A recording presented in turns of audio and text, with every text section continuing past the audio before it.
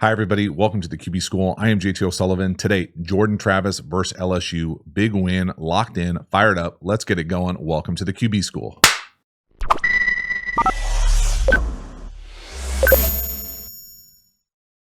Before we dive into the video, a quick reminder about the Quarterback School Patreon community. This is a great way to support the channel and get even more Quarterback School content. So if you dig the YouTube channel, you will love the Patreon community. Get over there. I'm really trying to create the environment of what it's like in an NFL quarterback room. So if you love all sorts of nuance and details about the quarterback position, about both offensive and defensive football, you will love the Quarterback School Patreon community. Hop over there, join, become a member. I appreciate your support. As for this video, let's get into it. Jordan Travis, nice win versus LSU. Right here, though, to me, this is a miss up top to the slot, the guy going in motion. This is just a little sail, corner, out. You know, I think if he misses that by yards, anything outside the numbers is probably an easy completion. It's not the easiest throw in the world to boot away and throw back all the way to the other side outside the numbers, but I think this is a great opportunity to kind of showcase his arm strength, his deep ball, and for whatever reason, it's just not there to get us going. So concept-wise, when we go across in motion, and 4 is a dude, have himself a day. But this idea being that we're going to boot away and then be able to come back and throw this thing exactly where we want all the way across the field. So we're coming all the way back here, set our feet at the back of this thing, and we're going to throw what I'm going to call a sail. So past him, set this thing, and then come out of it. And really the ball can be anywhere out here. It can't be back here. And so we just miss it. And again, it's not an easy throw. You can see the distance of this throw. But I personally would probably like to see him throw this with just a tick of anticipation and a tick of touch. So just lay this thing out here. It doesn't have to be a line drive. You can lay that thing out there. He's gonna definitely win. You can tell with the leverage of the situation up top. Now maybe he gets grabbed a little as well, but just lay it out there. As opposed to driving it and being behind him. Almost looks like he's like staring at him because the ball's so far behind him. It's just one of those missed opportunities to really showcase your arm strength, showcase your game, to come up and just kind of miss this thing that severely. Next one here, touchdown pass up top. Just a little slant. Too easy. 2 missed tackles, and we're to the house. Again, love these types of routes. Just the philosophical idea of catching it with your good players, great players, on the run, going towards the end zone. Good things happen. It's like a man amongst boys out there on the perimeter. Just a nice job, free access. So the only thing I would say here is, you don't see a whole lot of this footwork. For me, this is catch, 1 step, and a hitch. So left foot false step, 1 step. Most people throw it there. Then he hitches, and it doesn't matter here because there's so much space between the wide receiver and the corner. But normally you don't throw quick game with a hitch. Maybe they do at Florida State. It certainly works out right here. That's on the body on the break, and that's to the house. That's about as easy as it gets. Again, footwork-wise, just watch that back foot. If we don't get centered, boom, you can see the hitch of it. So catch, 1 step, hitch, and it works perfectly here. Grip it, rip it. 2 missed tackles, and we're to the house. Next one here, a little GT, RPO gone wrong, RSO. This is a good life lesson for all you play callers out there about why you don't want to RPO a GT with away from the 3 technique. So what am I talking about? Well, let's just watch him first get smoked here. Boom. That's a tough look, dog. So what I'm talking about here is the decision on how and where you want to call. So just talk through counter here. So we're pulling, kick out, and then in my world, this is a wrap block. Okay. That's GT counter. GT, guard, tackle. A lot of counter world, you can do essentially the same play with the sniffer or fullback type. If you bring the sniffer back here, and now you just run like GH or whatever the hell they call it, G whatever you want, counter where this guy is now the wrapper, and you keep the tackle in to help with that 3 technique, because this is the most difficult block here on GT. If you're both going, someone's got to block the 3 technique. And if the 3 technique is Jacob Hester, we're going to be in trouble as far as having to get back there, because if it's true counter, then you get a little kickstand, like a gap hinge here, where this tackle can put his left hand on that thing and stun him, and then the center can take it over. But if we're just going GT, from this alignment and he splits us, he's just going to penetrate and blow the play up. And that's exactly what he does right here. So philosophically, who's who in the zoo here as far as why are we doing GT versus normal counter? Only they know. It's not for me. It's certainly not for me. I want nothing to do with that quarterback-wise. Pretty impressive that he's able to even throw this thing because he takes one right in the grill. So again, what this looks like here normally is, you would in a perfect world, you're reading the defensive end, the guy who's really slow off the ball. Look how fast the 3 technique gets off the ball, man. Whew! He is rolling. What a way, Jacob. He just smothers Travis. My goodness. Pretty impressive base-wise. Look at his feet. Doesn't really get into it. I mean, that could have been a disaster. My goodness. Just a approach of, how you're calling these different iterations of counter. This is just a really hard block on the center. The center is never going to get back there for that. Got no chance. Yikes. Because, he's reading the guy who's head up on the tight end. So if this is the conflict defender, I'm not even sure. Yeah, I guess this would be the conflict defender. He doesn't even give you necessarily, I don't know if there's the 3 technique destroys the play. So it doesn't really matter what the read is. I guess you wouldn't hand that counter off there, but you could easily probably hand it off too. My goodness. Just blown up. You want to beat an RPO? Just destroy the pullers. Next one here, rough interception down here to the bottom on a screen, on a tunnel screen. Little RSO, run screen option. I don't know if I've ever seen a tunnel screen get picked off like this. I've seen some bad tunnel screens in my life. Wink, wink. You know who I'm talking to if you're watching this. But this is about as bad as you'll ever see as far as just funkiness of the corner wrapping around the tunnel. So a few things here. One, I think you could hand it off and be fine. I know that's not the easiest thing in the world to get sometimes if you're really reading true zone read where you're reading the C-gap player. So for me here, if we're reading this player right here, could you hand off wide zone? Yeah, he gets tackled maybe, or he doesn't get tackled. But when he combine that with we're coming off the alley, this is probably a must-throw screen look. Okay, so the run element of it, here's the screen element of it, and then the option element of it. RSO, you're welcome. So the problem here is that this player at the bottom has to go block the corner. Okay, so if he's going to has to block this corner, well, it's tough when he's up and press. You got to go straight line and kind of really dig him out. And the corner does an outstanding job, a world-class job of reading this thing, and then he gets in the tailpipe of 4, and then he goes over the top of him. So the tunnel screen here, a few things. Maybe you could have the tunnel screener say, give him something and then come back to it a little bit more. But the fact that the corner is all over this. So he reads it immediately and he goes over the top of this. Then the other thing here is Jordan Travis can either catch it and throw it and live with it, or he's got to just spike it. But you can't be late like this. So the decision to be late more than anything else allows this type of play to happen. But watch the corner at the bottom. See the corner tailpipe him? He also grabs him and like catapults around him. Right there. He grabs him, catapults around him, and then catches it. So, Jordan Travis here, we just got to be able to hand this thing off and say, you eat it. But we can't hesitate like that, be late on the screen. That's disaster. So it's a bad play, but then it's turned into a disaster because Jordan Travis decides to throw this thing. Just let it eat.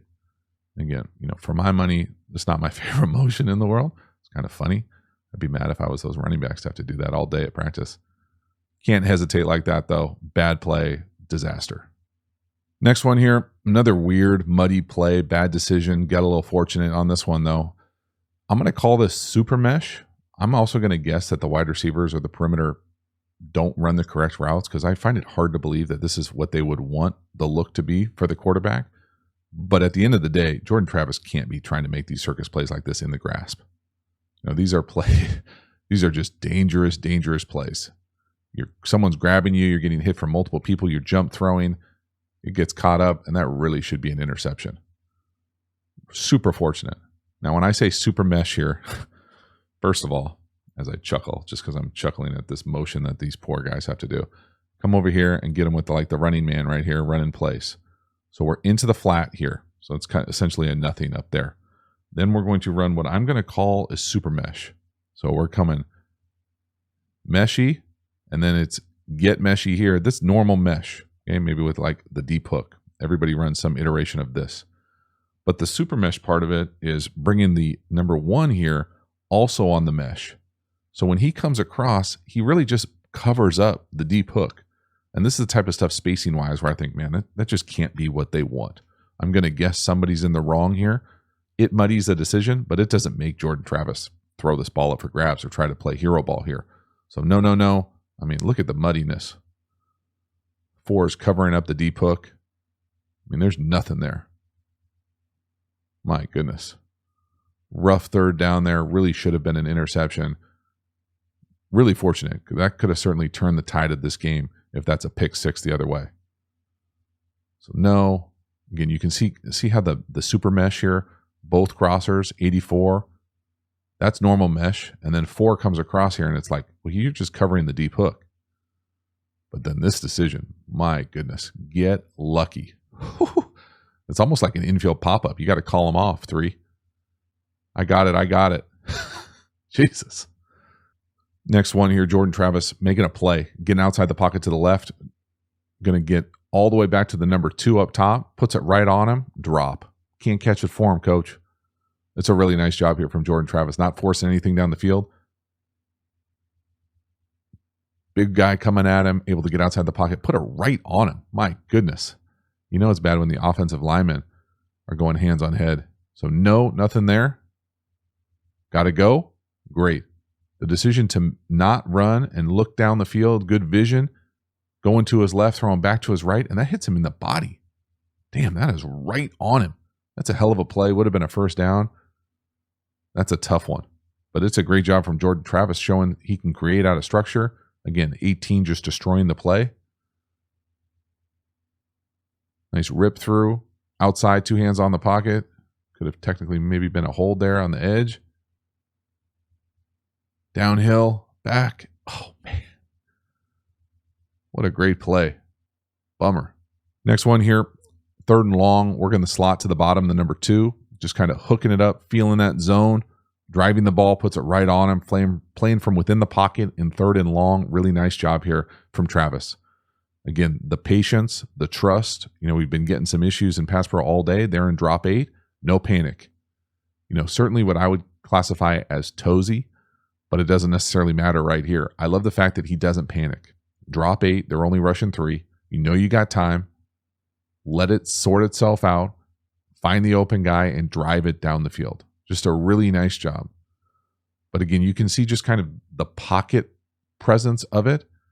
To me, you know, whether you want to say that that's like super athletic and ready to bounce around, to me, it just doesn't look like you're ready to throw because you're up on your toes. Eventually you get there. Again, a little clicky right there as well. It doesn't matter right here though, because that ball is right up on him for a big 3rd down conversion. Next one here, up top, touchdown pass, inside fade to the slot up top. Again, just give your guy an opportunity. Go big boy him right on top of his head. Outstanding. From Jordan Travis here, good job seeing the matchup, trusting the one-on-one, putting it where you want. Again, high point that thing. That's a hell of a catch. That's decent coverage. That's just better, stronger hands. That's a decent job from 8 there. You know, it's probably not what I would classify as a pitcher look with that off of coverage up top on the slot, but he's still able to basically do whatever he wants. So right here, for me, this is not a premium look just because there's all this cushion here. But when he goes to let it rip, he gives his guy a shot. It's the high point element of the throw, which is a nice job here from Jordan Travis. So give your guy a shot. Find the matchup you like. Trust him. Gets the ball out on time. Good rhythm and base. He's able to put that thing right where he wants. Big time. Throw, hook up, touchdown late in the 2nd quarter here. Again, check out the base. No heel click. Boom. Right there. Stay right there. You know, certainly up on his toe, on that back foot. In my opinion, that's going to impact his ability to be consistent and drive the ball and be precise with the ball location. But right here, give your guy a shot. Look at his hands, man. This is a great job. He catches that thing a few times. Look at the DB's hands right through the ball. Nice technique there. He's just stronger. He catches that thing through his arm. It's a hell of a catch. Halftime, you dig the channel and you haven't already, please like, subscribe, hit the bell, get the notifications. I appreciate you subscribing to the channel. It means a lot to me, so thank you for doing that. Again, the Quarterback School Patreon community, get even more Quarterback School content over there. Join, become a member. I appreciate it. The link is in the video description. We also have Quarterback School courses. Now, these courses are the deep, deep dives on all of my favorite football subjects. So if you're interested in RPOs, pass protection, how to use tempo, how to beat every single defensive football coverage, and we even have an entire offensive system. So if you like and enjoy how I teach ball, you will love the courses. Get over there and enroll. Links are in the video description. Finally, we have a bunch of free resources available. Make sure to check out all of those resources in the video description as well. Follow me across social media platforms. I appreciate your support. As for this video, let's get back to it. Next one here, another big throw up top to the number 1, quarters beater, post. This is a great job by the wide receiver adjusting to this thing. I talk a lot about throwing these posts kind of down the stem and where the window is. This is not a great throw. It's certainly a good enough throw because it ends up being a big play.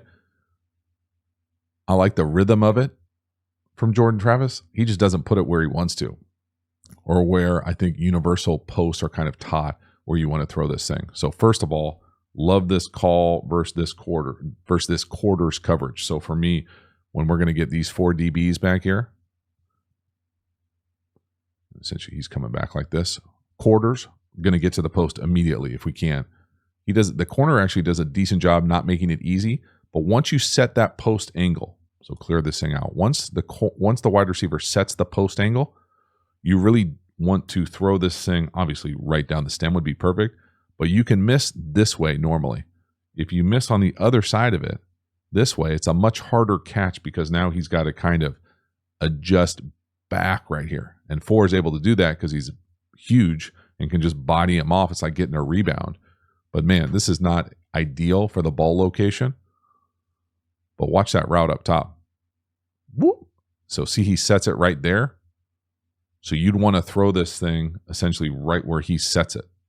So he's going to set it like this. Well, then we're going to kind of throw it down this lane. And if you throw it down that lane, it's a touchdown.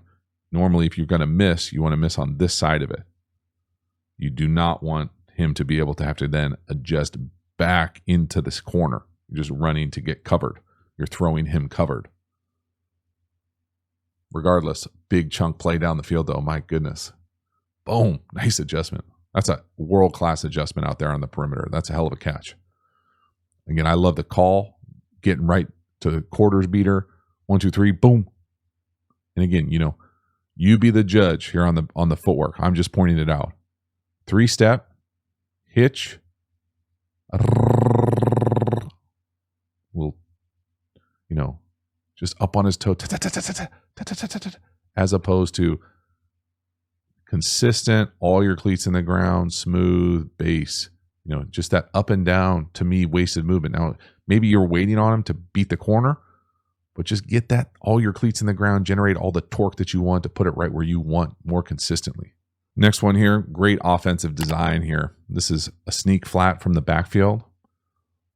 He's going to be hot. Jordan Travis makes it work. Essentially ends up being punt return right. You got to get in the end zone here, dog. Got to get in the end zone.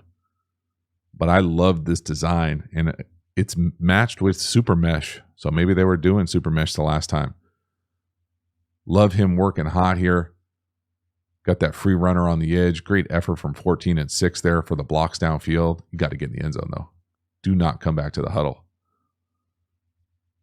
So design-wise here, I'm calling this whatever, cross flat, sneak flat, whatever you want to say, right here into the flat. If that wasn't there, I would guess they'd be coming right here to the shallow.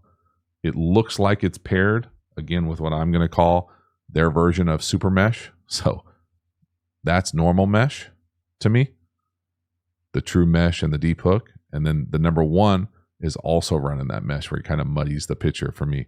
But this is just a nice, clean 1 to 2. And I think it's an even better play because of how they block this thing. We end up being hot off the edge. So we've got a free runner coming this way. Now, whether this is a naked or a boot or a pocket pass and we just play it hot, Jordan Travis does a nice job of avoiding the hit, avoiding the free runner, navigating the edge, and putting it right up on him. They end up protecting the interior. Really nice job. And then it's 4th and 2. It's a big time play. Great execution. Everything except the finish. Got to get in the end zone. Come on. From the back here, just appreciate the fact that Jordan Travis, hot off the edge. They're bringing 6, right? All the offensive line are covered up. We're hot to the right. Drift. Put it right on him. I mean, that is pretty sweet. Love navigating the open edge, the free runner, putting it right on him. Again, you can see all the issues all those crossers cause. Great effort on the perimeter as well. Everything except the finish.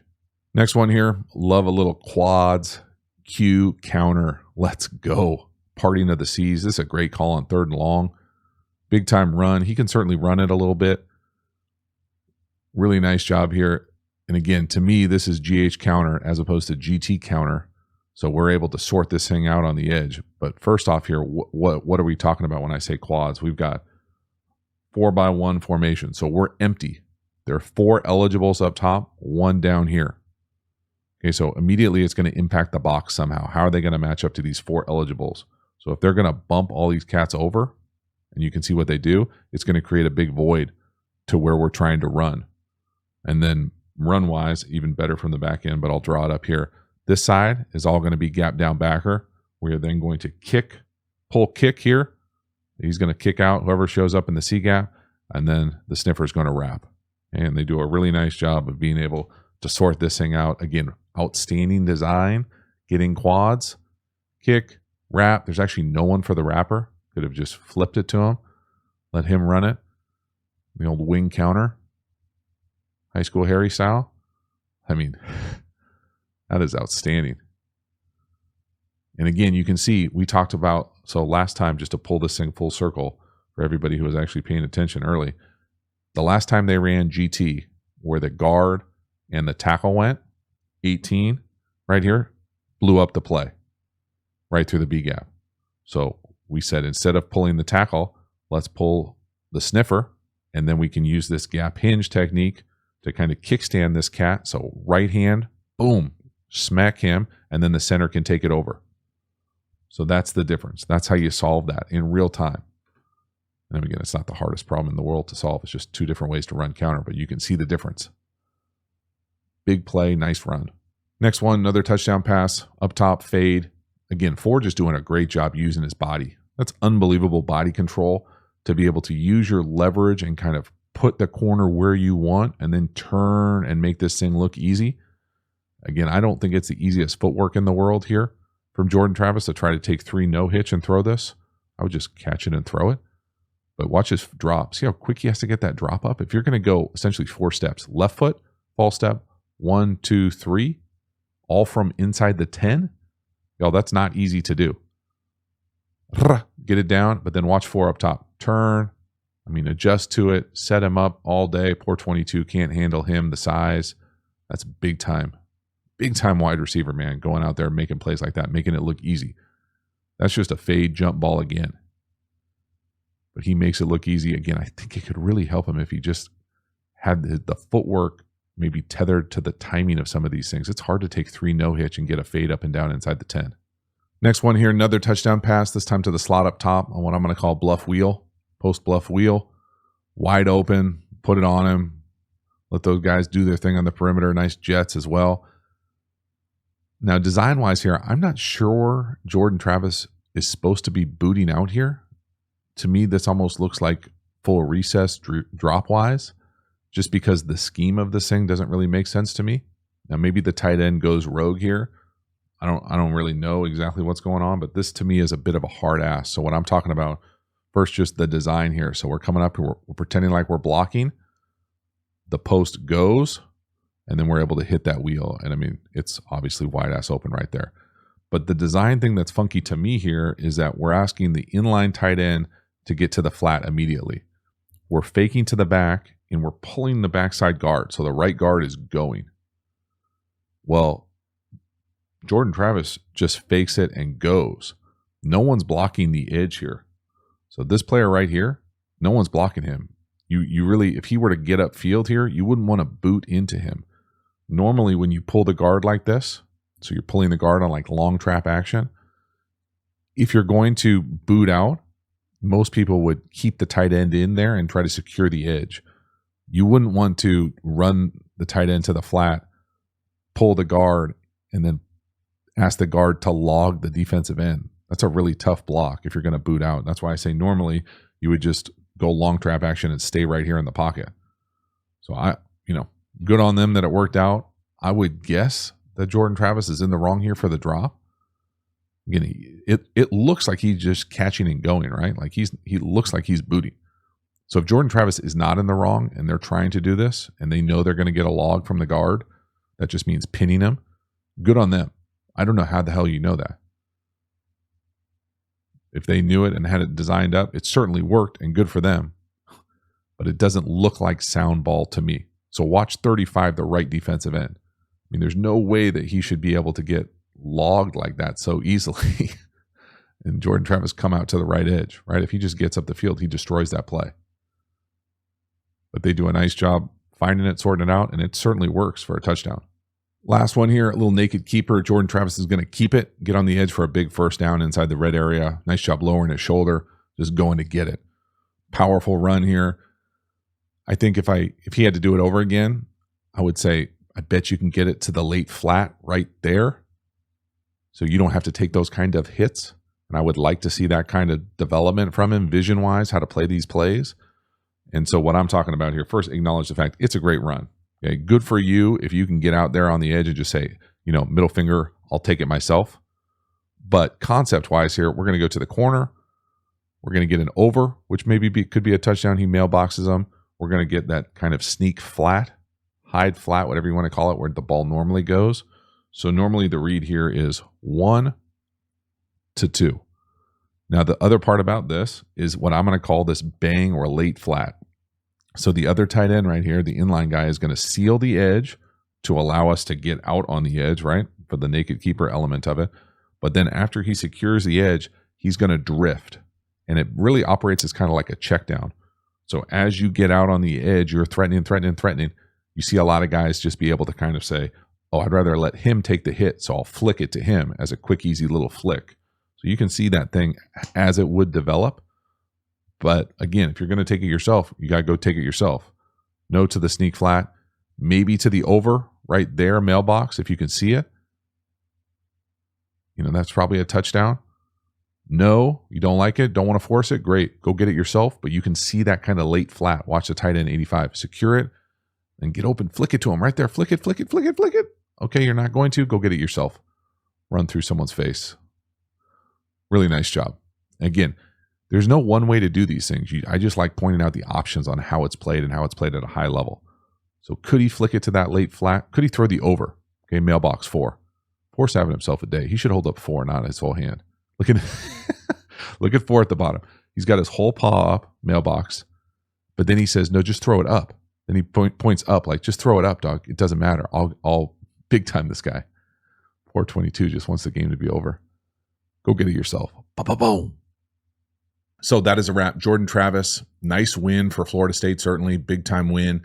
I think Jordan Travis, once you get past some of the muddy decisions and just kind of like craziness of the interception, of what probably should have been another interception on the jump ball, hero ball type throw, I thought things started to clean up a little bit. They've certainly got some dudes on the perimeter as well. I really like how Jordan Travis can also run it a little bit. But as far as the consistency of it, of how he plays the position, the toesiness, what those things are doing, we'll see if it can get a little bit more consistent and polished. But man, they've got some playmakers on the perimeter. I love the quarterback run game as well. All those things together, coupled into a really big win. Thank you so much for hanging to the end. I will see you next time. Have a good one.